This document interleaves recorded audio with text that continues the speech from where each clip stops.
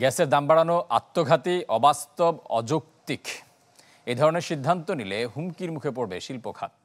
সেই সাথে দাম বাড়ানোর মাধ্যমে বাড়তি ৩৪০০ কোটি টাকা রাজস্ব আদায় ভয়ঙ্কর গণবিরোধী।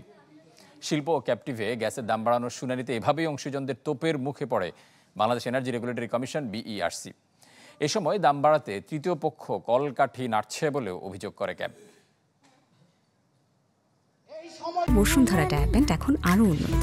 এই hot air through top sheet দ্রুত শোষণ করে সোনামণিকে দেয় কোমল অনুভূতি। যদি আপনারা বৃদ্ধির প্রস্তাব দেন, আপনারা গণদুষ্পদ। শিল্প ও সেবা খাতে গ্যাসের দাম বৃদ্ধির শুনানিতে এভাবেই ক্ষোভে ফেটে পড়েন ব্যবসায়ী সহ নানা খাতের অংশীজনেরা। এই নির্যাতন চলতে পারে না, আপনারা এটা বন্ধ করেন।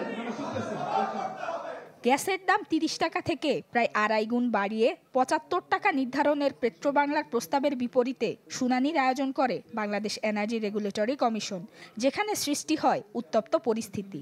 দাম বৃদ্ধির প্রস্তাব বাতিলের দাবি জানান সকলে।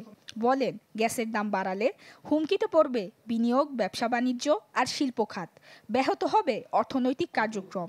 এ সময় বিগত ১৫ বছরের জ্বালানি খাতে লুণ্ঠনমূলক ব্যয় সমন্বয় করে গ্যাসের দাম কমানোর দাবি জানানো হয়। এই ৭৫ টাকা গ্যাস দিয়ে এই সুযোগ নেওয়ার কি কোনো মাত্র সুযোগ আছে বলে আমরা মনে করি না। এটা অবাস্তব, অযৌক্তিক। দয়া করে এই অযৌক্তিক অবাস্তবটাকে বন্ধ করার আপনারা ব্যবস্থা করবেন। তারপরে যখন আপনি বলেন 75, তাহলে ভাবতে হবে there is some vested interest group are working against our economy, against setting up an industry in the country, against survival of the industry for the country. গ্যাসের দাম না বাড়িয়ে বরং আপনারা সক্ষমতা দেখান যে আপনারা গ্যাস দিতে পারেন। আগে কনস্ট্যান্ট গ্যাস দেওয়ার মতো আপনারা সক্ষমতা অর্জন করেন।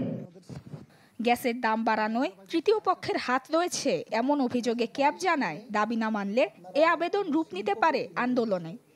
এদেশে কোনো বিনিয়োগকারী থাকবেন না, আপনারা এইসব করে এইসব জায়গা দেউলিয়া হয়ে যাবেন, আপনারাও দেউলিয়া। ৩৪০০ কোটি টাকা বাড়ানোর জন্য শিল্পের ৩০ টাকা থেকে ৭৫ টাকা করার যে প্রস্তাব, সেটা ভয়ঙ্কর রকমের গণবিরোধী।